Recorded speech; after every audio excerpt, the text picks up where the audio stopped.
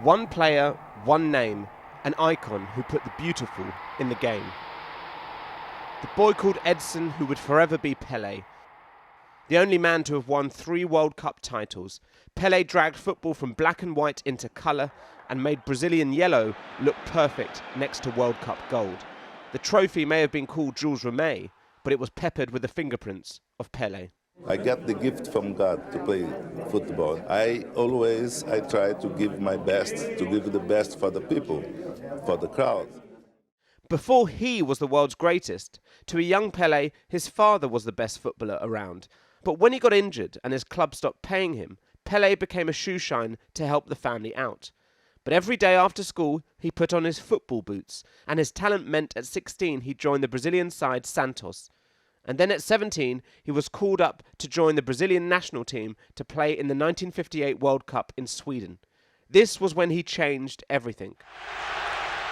Because before then, Brazil was haunted by 1950, when the side lost to Uruguay in the final at the Maracanã in Rio, a moment that brought tears to Pelé's father's eyes. My father used to say, "Oh, man should be strong, man doesn't cry." Then I saw my father cry when Brazil lost the game.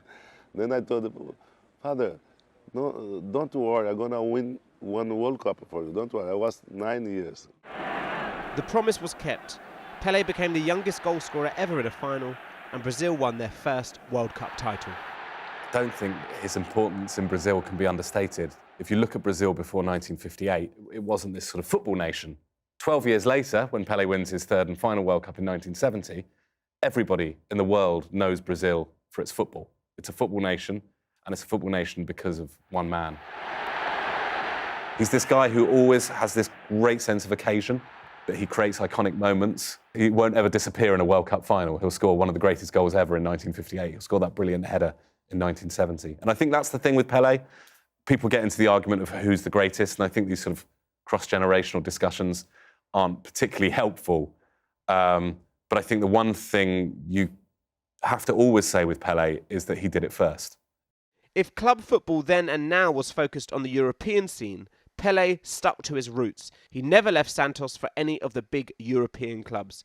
I think the other thing people forget with Pelé is that he's very, very Brazilian, and he loves being Brazilian. He played his whole career in Brazil, technically. So he's this very proud Brazilian man and very proud of where he's from and who he represents. And certainly when we talk to him, I think the thing he was proudest of was putting his country on the map. He would spend the last 2 years of his playing career at the New York Cosmos, one of the first big names to try to make soccer, a rival to the other, more popular American sports. A privilege for me to meet the outstanding soccer players in the world today. For Pelé defined football partly because his rise coincided with the televised game and mass media. The skills, the smile, the success, unbeatable and oh so marketable. But there could be 2 sides to Pelé. He was on the one hand the gentleman. He could have held a grudge with Gordon Banks for that famous save. Instead they were friends, and he was there to unveil Banks' statue in Stoke in 2008. And he used his status for good. Following his retirement, he sought to help children out of poverty, made a UNESCO Goodwill Ambassador, as well as an honorary knight in the UK.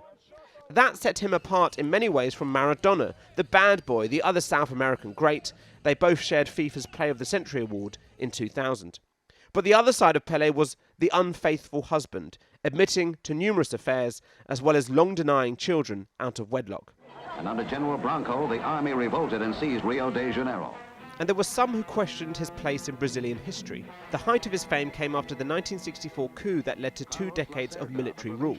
Pelé went along with the status quo, and many argue he should have spoken out.